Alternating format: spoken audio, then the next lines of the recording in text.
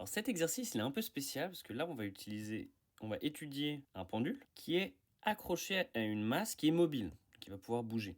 Donc on va étudier les forces qui agissent sur ce pendule. On va essayer de déterminer l'évolution du pendule, s'il est amorti, s'il subit une force de frottement. Et enfin, analyser le mouvement couplé des deux objets, c'est-à-dire comment les objets bougent l'un par rapport à l'autre. Les formules utiles ici vont être la force de frottement fluide, qui est donc une constante définie par le fluide lui-même, sa viscosité, et la forme de l'objet. L'équation différentielle pour un amortissement, donc on va faire la somme des forces égale à la masse fois l'accélération. Vous définissez votre accélération, votre force, et vous mettez cette équation sous cette forme-là. Comme ça, vous pourrez en tirer le terme d'amortissement et la pulsation. Ensuite, on va vous demander dans l'exercice de calculer certaines vitesses.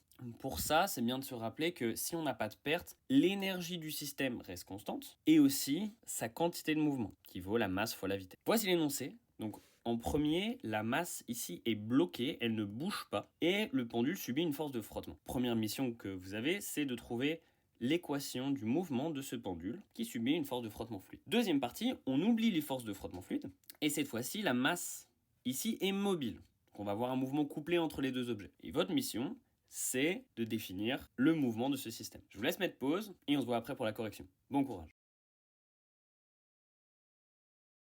Alors, en premier, on considère la masse qui est bloquée et uniquement le pendule qui oscille en subissant une force de frottement. Donc on a trois forces qui s'appliquent, on a le poids, la force de frottement et la tension du câble. Pour trouver l'équation différentielle, c'est exactement comme dans l'exercice précédent, on va calculer la somme des forces sur cet axe. On aura donc ici mg sinus θ. De ce côté-là, moins k nu fois la vitesse qui vaut L θ point. Ce terme-là, ça correspond à la vitesse. On met ces deux forces dans l'équation de Newton, la somme des forces égale à masse fois accélération, et on transforme cette équation pour qu'elle ait cette forme. De là, vous allez tirer les deux termes qui sont les coefficients d'amortissement et la pulsation propre. Si on est dans un cas d'amortissement faible, l'amortissement faible est caractérisé par cette solution. Donc il vous restera à trouver l'amplitude des oscillations et potentiellement le déphasage s'il y en avait eu un avec les conditions initiales. Maintenant, on passe au moment où cette masse peut bouger librement et on n'a plus de force de frottement. En premier, on nous demande de calculer les vitesses. Pour ça,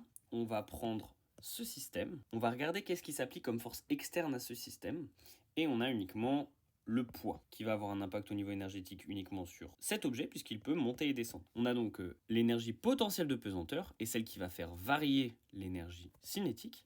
On a donc l'énergie potentielle de pesanteur qui est égale à la somme des énergies cinétiques.